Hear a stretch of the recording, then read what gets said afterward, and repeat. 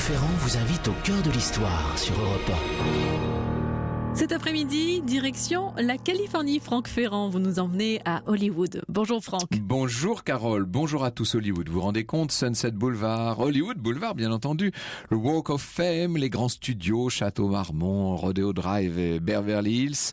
C'est la Mecque du 7e art, en tout cas du cinéma américain que nous allons donc visiter en compagnie de Laurent Veil, qui connaît tout cela comme sa poche.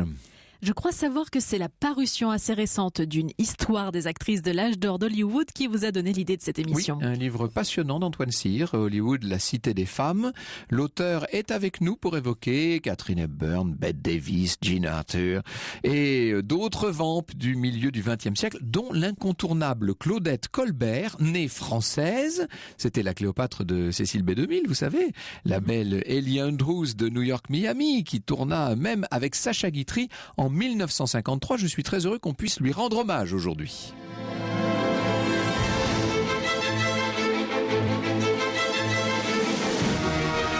Au cœur de l'histoire sur Europe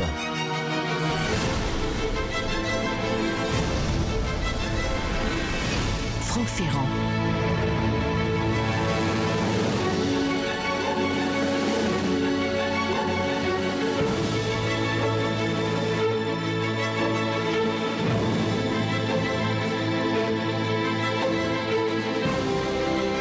Si Versailles m'était compté sort sur les écrans, donc en 1954, le grand Sacha Guitry peut s'enorgueillir d'avoir réuni sans doute le casting le plus impressionnant de toute l'histoire du cinéma français. Jean Marais, Micheline Prel, Orson Welles, Edith Piaf, Brigitte Bardot, Gérard Philippe, mais oui, et Bourvil. On pourrait même continuer la liste. Parmi ce défilé de vedettes qui rejoue l'histoire du château de Versailles, une actrice menue, élégante, le visage rond.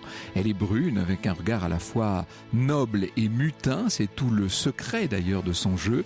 Une actrice que l'on a plus l'habitude de voir au bras de Clark Gable ou de Gary Cooper ou de John Wayne que dans un film français et surtout dans un film d'histoire. Son nom pourtant est tout à fait hexagonal, Claudette Colbert. Pour l'occasion, l'actrice déjà entrée dans la cinquantaine ose incarner, il faut imaginer ces robes magnifiques, des robes grand siècle, elle incarne un rôle qui pourrait ne plus être de son âge, celui de la très séduisante Madame de Montespan. Et c'est une réussite. Claudette Colbert est assez malicieuse, assez enjôleuse. Elle fait preuve d'assez d'orgueil aussi pour incarner merveilleusement le rôle et pour être à l'aise dans les tirades de Guitry. Son aura opère dans chaque scène, pas de doute, elle est une star. Après tout, on peut dire qu'elle a eu une carrière formidable et qu'elle a mis Hollywood à ses pieds. Claudette Colbert est née en 1903 à Saint-Mandé. Saint-Mandé donc du côté de Vincennes, à l'est de Paris. Son véritable nom, Émilie Chauchouin. On comprend qu'elle est changée. Mais chez elle, on l'appelle essentiellement Lily. Surnom à consonance britannique, inspiré par une actrice des îles anglo-normandes d'où sa famille maternelle est originaire. Les Chauchouin gèrent une pâtisserie, mais c'est un couple aux aspirations déçues. On peut dire du père de Lily, Georges, qu'il est un homme frustré, il voulait être banquier. Quant à sa mère, elle se serait bien vue à l'opéra, mais elle aussi, elle a dû déchanter et prendre une autre route. Et rapidement, l'idée de tenter l'aventure américaine s'impose chez ces gens, et en 1906, Georges Chauchouin traverse l'Atlantique pour rejoindre New York.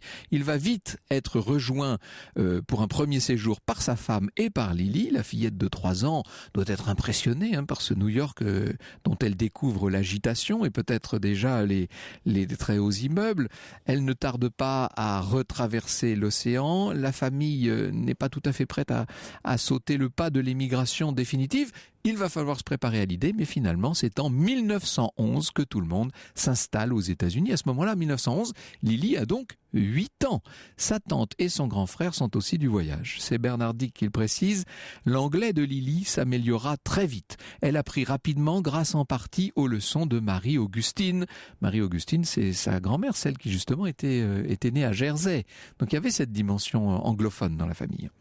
La petite fille va donc grandir à New York. Elle reçoit une éducation tout à fait soignée et à l'adolescence, sans que la raison soit très claire, elle change de prénom et elle se fait appeler donc Claudette.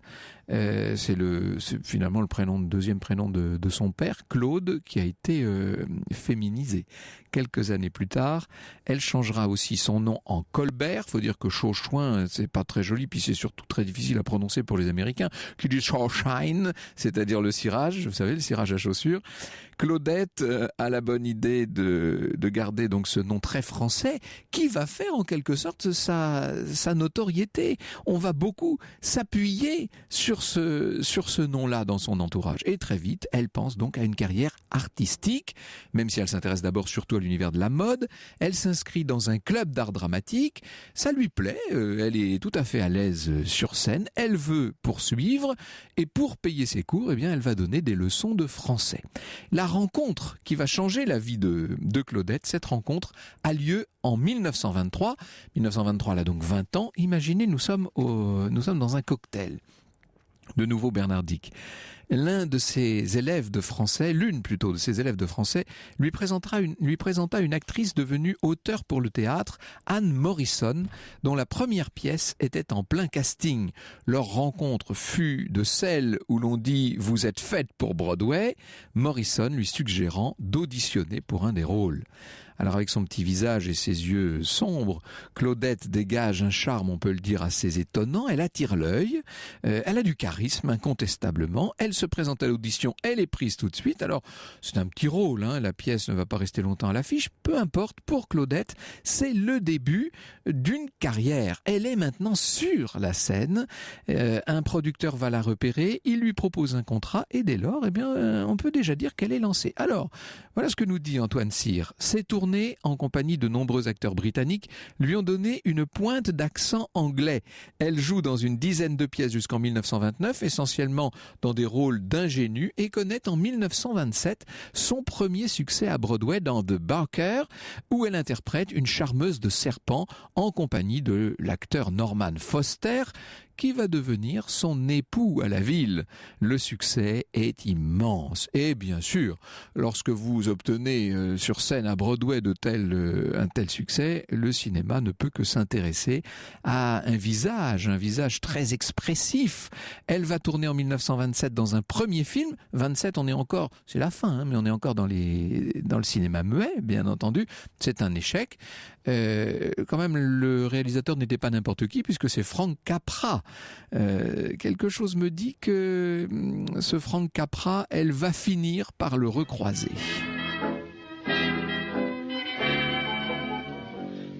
I'm a slave to you. Don't you want the heart I gave to you? You can have me if you want me, but you must be mine alone. Give me liberty or give me love. You're so dear to me. I'm in heaven when you're near to me. You can have me if you want me, but you must be mine alone. Give me liberty or give me love. You've been kind of strange. Why the sudden change? Do you want somebody new? Un extrait de Give Me Liberty or Give Me Love, titre du film Chanteuse de cabaret, sorti en 1933, interprété par Claudette Colbert, qui est à l'honneur cet après-midi sur Europe 1. Au cœur de l'histoire sur Europe 1. Europe 1, au cœur de l'histoire. Franck Ferrand. Nous suivons aujourd'hui la formidable carrière de l'actrice Claudette Colbert, et dans les années 1920, Franck, cette native de Saint-Mandé qui a émigré aux États-Unis, est surtout focalisée sur le théâtre. Mais le cinéma, on l'a vu, commence à lui faire les yeux doux. Alors avant de savoir comment sa carrière va décoller sur grand écran, une question pour vous, Franck. Il me semble qu'au moment où Claudette Colbert débute au cinéma, les films sont en train de devenir parlants, n'est-ce pas ? Exactement, puisque l'année de son tout premier film, en 1907, c'est Chanteur de jazz. C'est le premier film parlant. Et ça va va être, vous le savez, un véritable séisme dans l'industrie cinématographique. Rappelez-vous le film Chantons sous la pluie qui raconte avec beaucoup d'humour justement ce passage difficile au parlant. Le cinéma cherche donc des acteurs qui savent bien s'exprimer et de ce point de vue, le théâtre peut naturellement être un vivier de comédiens. Ça tombe bien pour Claudette qui justement est à la fois jeune, jolie, moderne, qui a engrangé une solide expérience sur les planches et on peut dire que après quelques déceptions au théâtre, elle va commencer une carrière de cinéma. C'est un contrat avec un des grands studios hollywoodiens, la Paramount, qui va la lancer. On est en 1929, la voilà dans son premier film parlant. C'est une expérience satisfaisante et qui va se poursuivre. Claudette enchaîne les films tournés à la fois en anglais et en français. Ça, c'est formidable, parce que dans la mesure où elle parle les deux langues parfaitement, vous imaginez, pour les producteurs, c'est magnifique. Même pas besoin de la doubler. On lui fait simplement jouer les scènes dans les deux langues. Alors, au-delà de cette spécificité, disons qu'elle se double elle-même, en tout cas, au-delà de cette spécificité, Claudette va marquer les gens, d'abord par son naturel. Elle a une fraîcheur incroyable, elle est là très, très naturelle, très juste dans son jeu, et puis il y a ce charisme, ça que voulez-vous, ça ne s'invente pas. Elle dispose de cette dimension-là. Ses rôles deviennent vite seulement anglophones, tout en gardant un je ne sais quoi d'européen, fortement souligné par son nom, Claudette Colbert. Ça amuse les Américains, bien entendu. On la voit jouer toutes sortes de parfaites petites Américaines, mais assez vite, on pense qu'elle a l'exotisme nécessaire pour incarner des tentatrices, pour incarner de vraies vampes, des femmes sulfureuses, et c'est dans ce registre qu'elle va littéralement se révéler. Cécile B2000, comme on dit ici, l'a choisie pour interpréter Popée, la femme dévoyée de l'empereur Néron, dans Le Signe de la Croix, grand film de 1933. 2000 lui demande « Voudriez-vous jouer la plus méchante femme du monde ?» raconte Antoine Cyr. Elle répond « Oh, j'adorerais !» Le réalisateur, tout en accompagnant ces images d'un discours moralisant, s'autorise des audaces qui vont pousser les ligues de vertu au dernier degré de l'exaspération et contribuer à la mise en application du code Hays en 1934. La séquence où, filmée en contre-plongée, elle se prélasse dans un bain de lait d'ânesse qui ne dissimule que symboliquement ses formes, est une des plus voluptueuses de la période pré-code. On va voir dans un instant ce que c'est que cette période pré-code. Elle n'a pas froid aux yeux. Avec ce rôle, elle devient vraiment célèbre et assez naturellement, on va lui proposer d'incarner, après avoir été Popée, elle va être Cléopâtre. Après tout, les bains de lait d'ânesse, maintenant, ça la connaît. Une Cléopâtre assez avare en vêtements, on peut le dire, toujours dans cette grosse machine de Cécile B2000. Pour l'actrice qui maintenant a atteint la trentaine, la vie tourmentée, pleine de rebondissements de Cléopâtre, est un rôle inespéré, bien entendu. 1934. Alors là, c'est l'année forte, l'année charnière. Claudette tourne dans un film d'un genre un peu plus modeste de Frank Capra, qu'il avait fait donc débuter au cinéma, rappelez-vous. Ce sera It Happened One Night, ce qu'on appelle en français New York-Miami. Le registre, cette fois, est différent. C'est une comédie, ces espèces de comédies américaines extrêmement, à la fois sucrées et acides, vous savez, très sophistiquées. On appelle ça le screwball comedy en Amérique. Elle joue la fille d'un milliardaire. Elle est en fuite, elle tombe sur un journaliste en quête de scoop, qui est joué par un Clark Gable assez extraordinaire. Le charme du couple étincelle, le film triomphe en salle et notamment le public va se souvenir longtemps de Claudette en train de faire du stop, non pas avec son pouce, mais vous savez comment elle fait de l'autostop.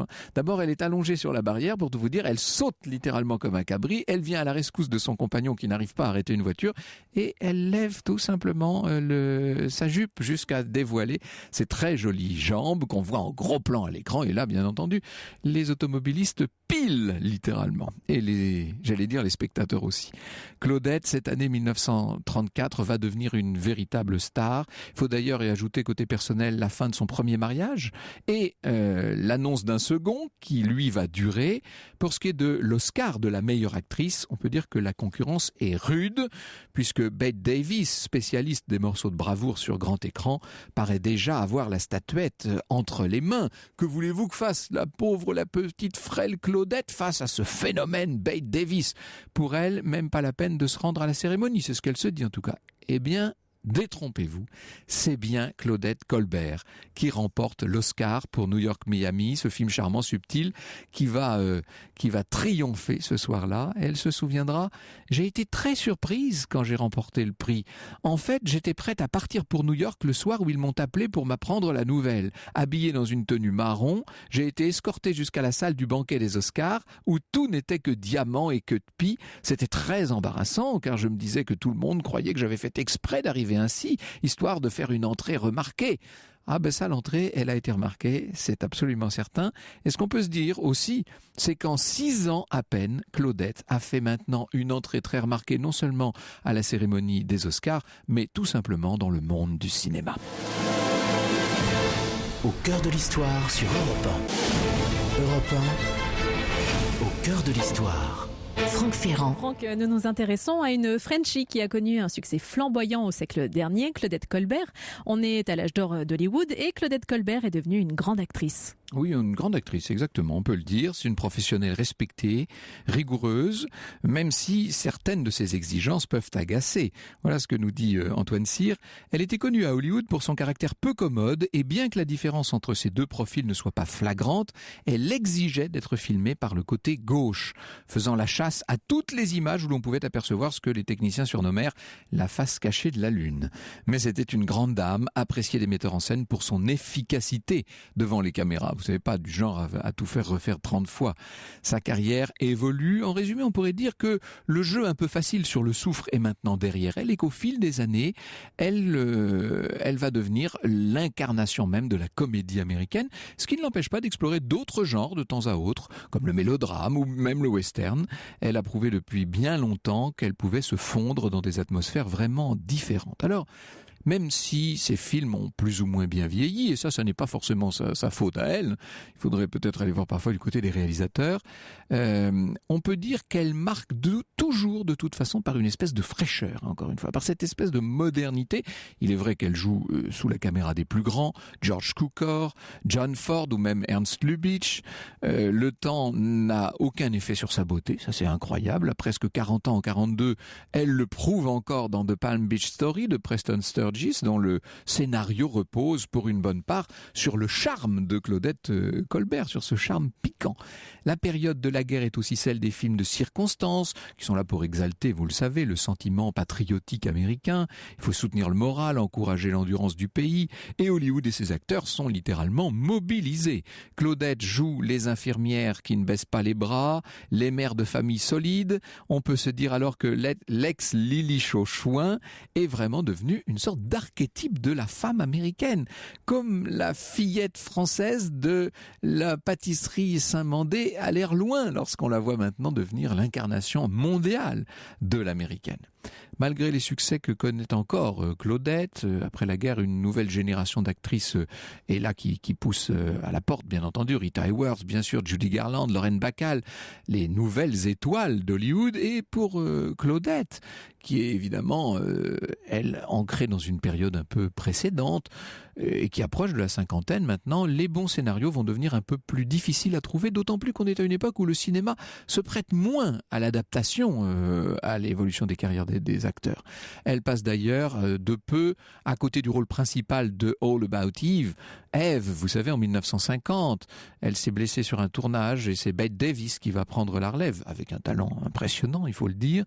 On peut voir là peut-être une sorte de retour des choses, 15 ans après que l'Oscar avait passé sous le nez de cette pauvre Bette Davis pour atterrir entre les mains de Claudette qui ne l'attendait pas.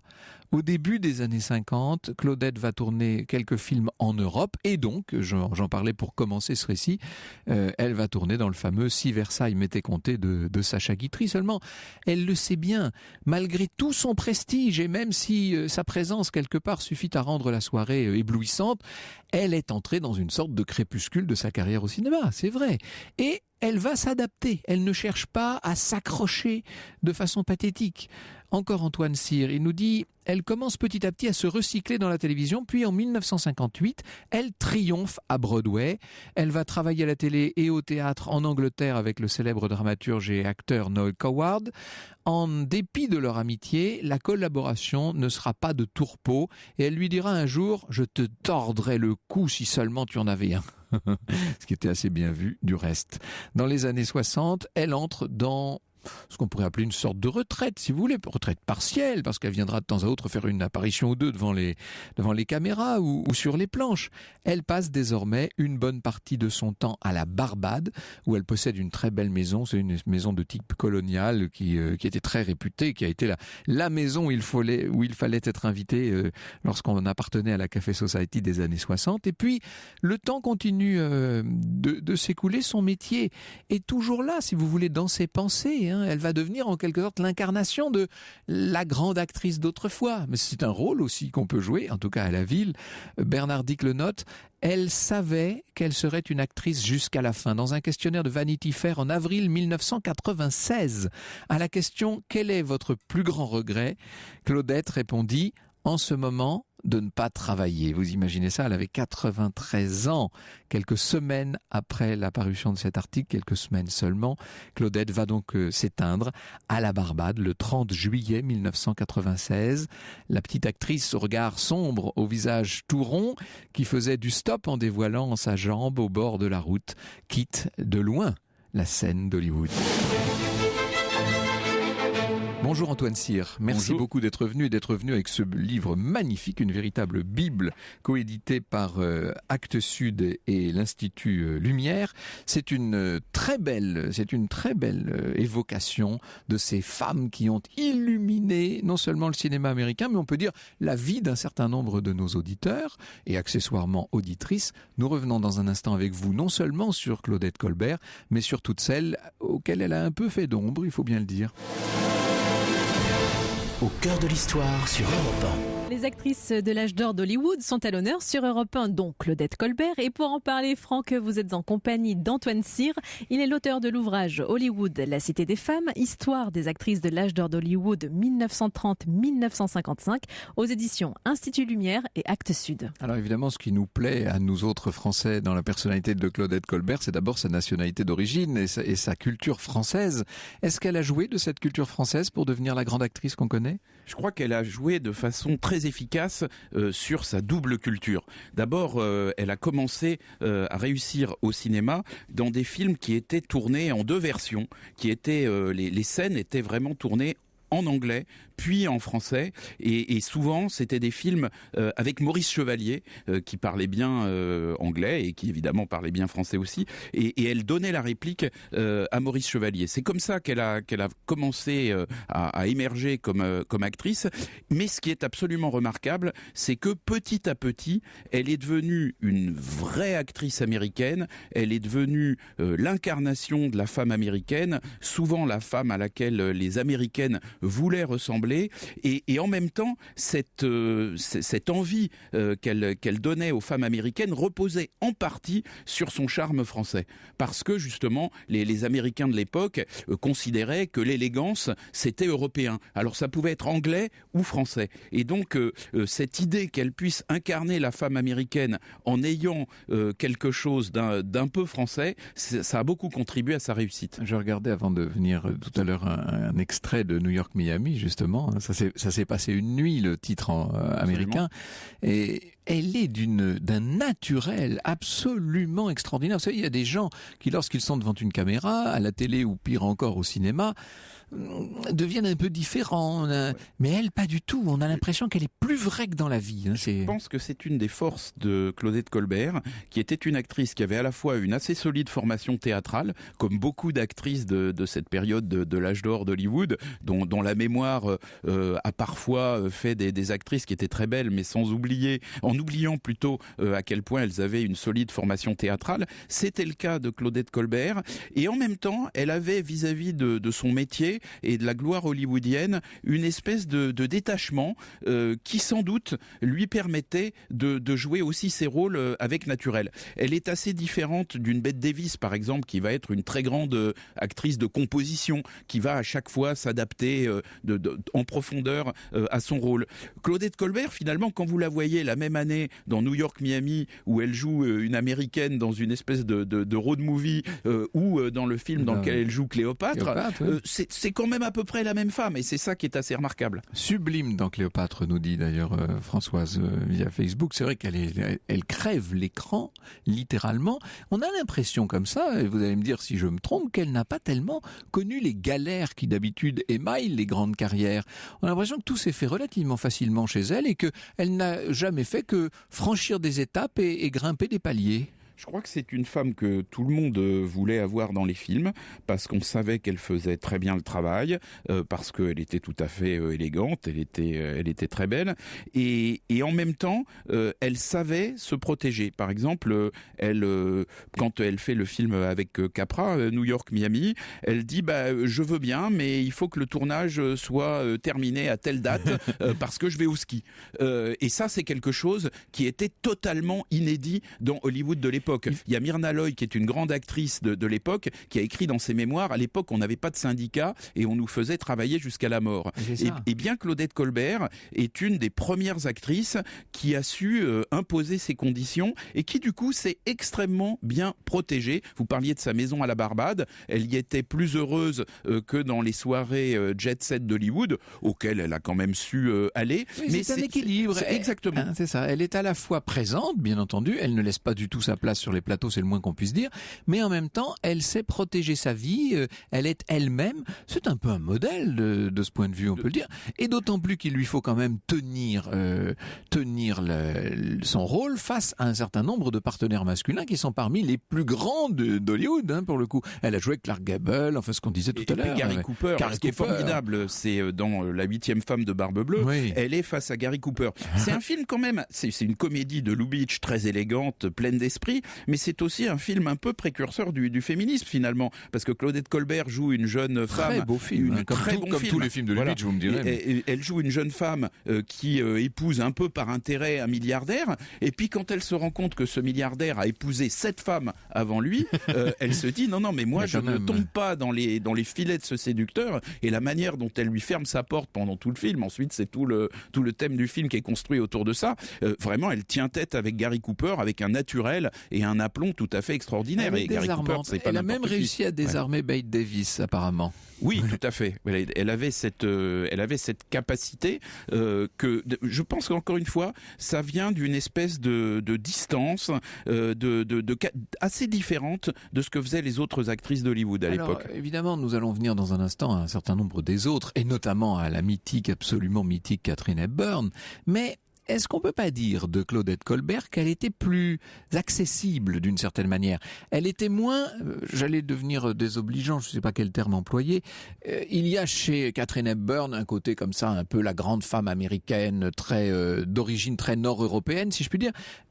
Claudette Colbert, elle est plus Madame Tout-le-Monde, elle est davantage Madame Tout-le-Monde. Alors là aussi, je dirais que c'est un équilibre. Moi, je suis convaincu que ce qui fait les stars, c'est la capacité d'incarner la femme de leur époque et souvent de leur pays, en ayant justement un mélange d'accessibilité et en même temps quand même quand même une forme de distance et d'élégance qu'il n'est pas facile de traverser.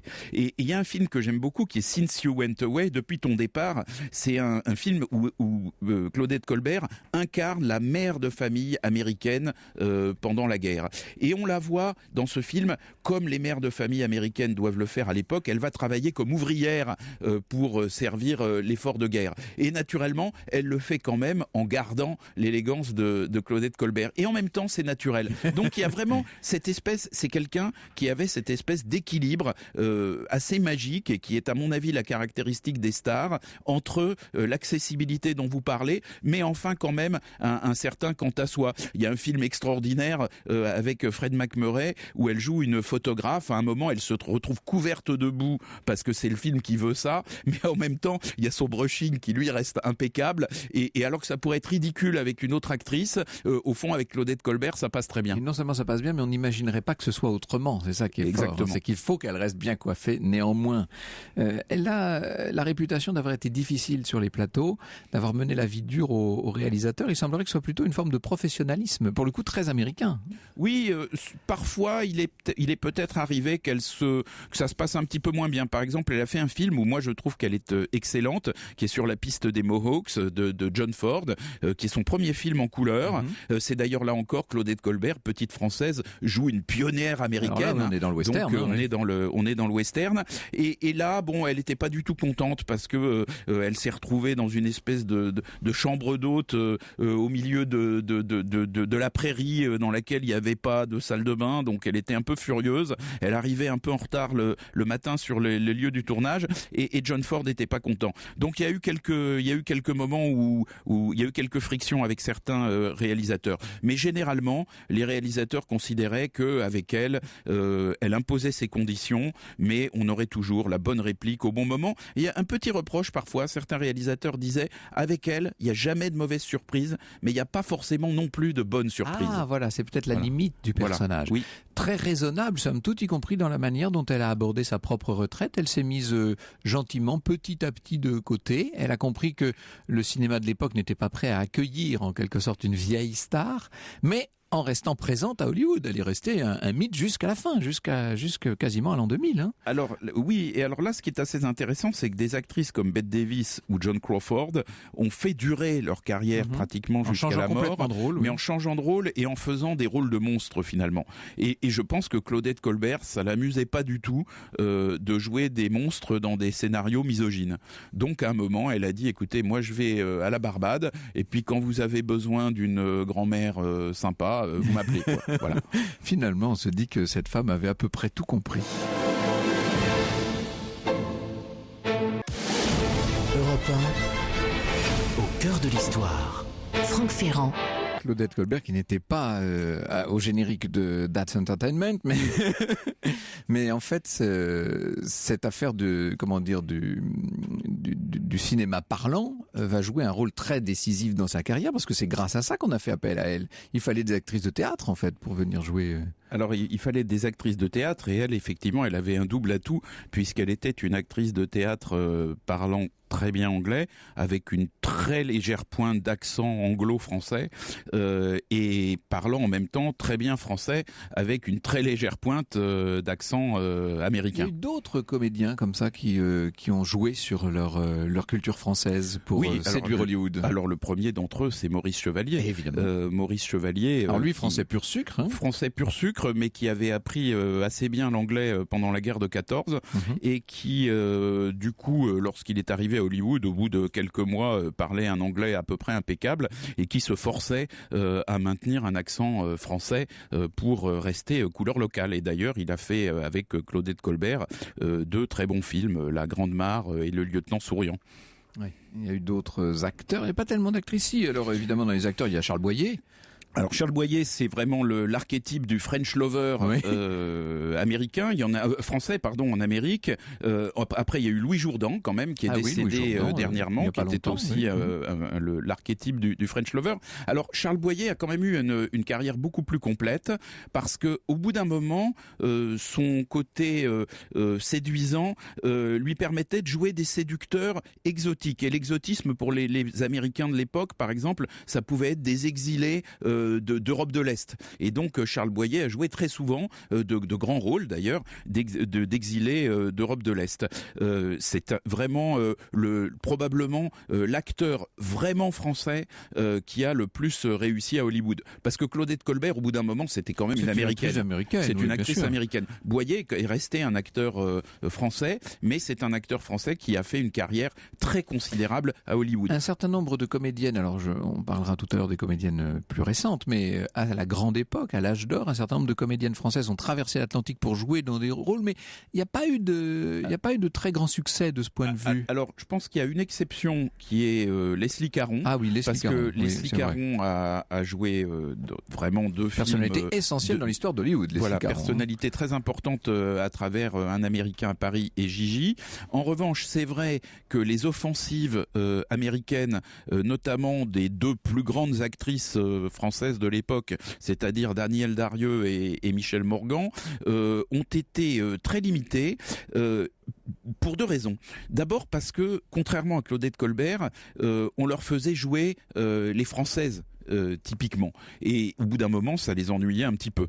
Et puis deuxièmement, elles étaient assez malheureuse à Hollywood, parce que le Hollywood de l'époque était quand même très différent de la France sur le plan du mode de vie, sur le plan de la culture, sur le plan de l'alimentation aussi, il faut bien le dire, et que ce soit chez Darieux, chez Morgan, chez Micheline Prel qui a été à Hollywood aussi, et même chez Leslie Caron qui a mieux réussi que les trois précédentes à Hollywood, on voit bien que l'idée que c'était à l'époque un désert culturel, les Randais se sentaient exilés. Par exemple, je crois que c'est, je sais plus si c'est Leslie Caron ou Micheline Prel qui raconte dans ses mémoires qu'elle allait voir des films européens dans des cinémas et le cinéma était à peu près vide. Il y avait 2 personnes dans la salle, c'était Marlon Brando et elle.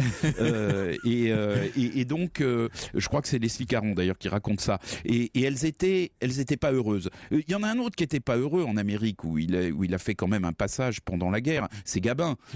Gabin a fait des films américains.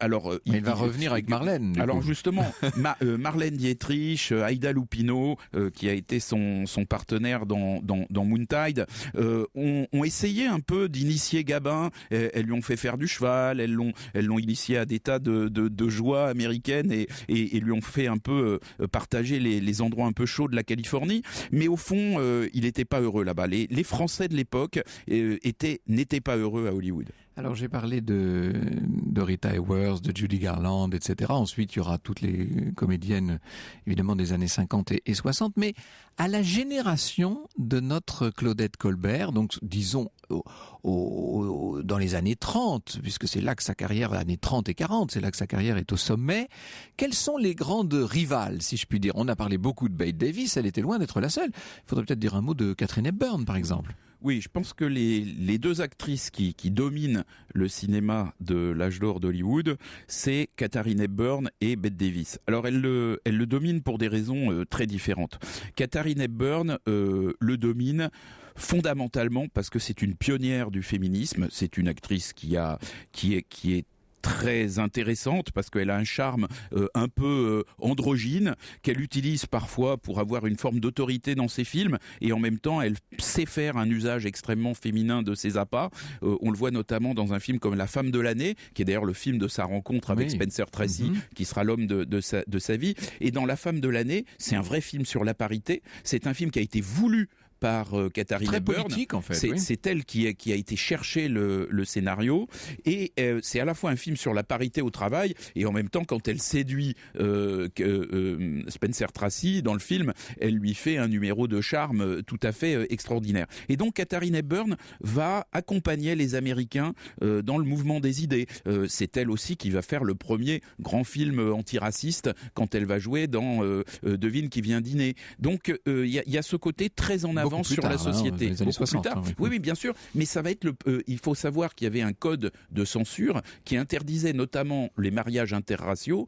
Et le Devine qui vient dîner est le premier film montrant un mariage interracial après que le code de censure soit tombé en désuétude. Donc c'est beaucoup plus tard. Mais qui saisit la balle au bon pour accompagner les idées nouvelles? Katharine Hepburn. Et tout à l'heure, justement dans le récit, je parlais de la période bénie. Pré-code, disais-je, c'est-à-dire avant le code Hays. Il faut expliquer ce que c'est et quand c'est surtout. En gros, ce qui s'est passé, c'est que dans le cinéma muet, il y avait vraiment des scènes qui étaient très olé et qui heurtaient les puritains américains. Et quand le cinéma est devenu parlant, à la fin des années 20 et au début des années 30, là, ils ont dit, écoutez, non, là, c'est la fin de la récré, là, parce que quand ça parlait pas, on veut bien, mais là, vous faites des films dans lesquels on parle d'adultère, on parle de trucs qu'on juge tout à fait épouvantables. En plus, on voit des femmes qui sont presque nues, et donc tout ceci est impossible. Et il y a eu des manifestations devant les cinémas, et il y a jusqu'à 7 millions d'Américains qui ont signé une pétition dans les églises pour demander de ne plus aller au cinéma. Et donc, les studios se sont réunis et ont dit il faut qu'on crée un code. Ça a été le code Hays, qui était ce fameux code d'autocensure, qui allait en fait beaucoup plus loin. De déontologie morale, si on peut dire. Mais il allait beaucoup plus loin que ça, parce qu'en fait, il imposait un modèle de société extrêmement puritain. On disait même qu'on faisait comprendre que dans la chambre à coucher, il devait y avoir 2 lits séparés. Donc c'est quand même une vision de la société assez particulière. Et donc ce code est arrivé, mais pendant les 4 premières années, il y avait un code, mais il n'y avait aucune administration pour le faire respecter. Et là, si je puis dire, ça a été un peu la foire au string, c'est-à-dire que les réalisateurs et les producteurs se sont dit, bon, il y a un code, alors on va l'appliquer à la lettre, mais tout ce qui n'est pas explicitement interdit par le code, on va le détourner. C'est la loi de l'obstacle qui permet de renforcer la créativité d'une certaine manière. Par exemple, vous avez des films dans lesquels il est dit, vous avez un film de Lubitsch, Sérénade à 3, qui est un film clairement sur un ménage à 3, avec Gary Cooper, Frédéric March et Myriam Hopkins. Et Myriam Hopkins arrête pas de répéter à ses 2 compères, elle leur dit, attention, no sexe. Ouais. Bon, et évidemment, quand vous répétez pendant tout un film qu'il ne doit pas y avoir de sexe, ça finit par devenir obsédant. Et puis dans ces films-là, il y avait quand même aussi beaucoup de sous-entendus. Oui. Il y avait aussi quand même beaucoup de jeunes femmes en nuisette, qu'on ne verra plus à partir de 1934, quand le code va véritablement entrer en vigueur. Être appliqué parce qu'il y aura une administration qui va surveiller et tamponner tous les films. Du point de vue de la vie privée, pas tellement de ragot à propos de Claudette Colbert. On a dit quand même qu'elle aimait bien les dames. Ce qui s'est passé, c'est que Claudette Colbert... Je signale, vous êtes en train de renverser votre café et avec un courage... Une abnégation magnifique, vous continuez à parler comme si de rien n'était. Merci. Merci de le souligner. Et donc, Claudette Colbert, en fait, a épousé un acteur et futur réalisateur qui était Norman Foster.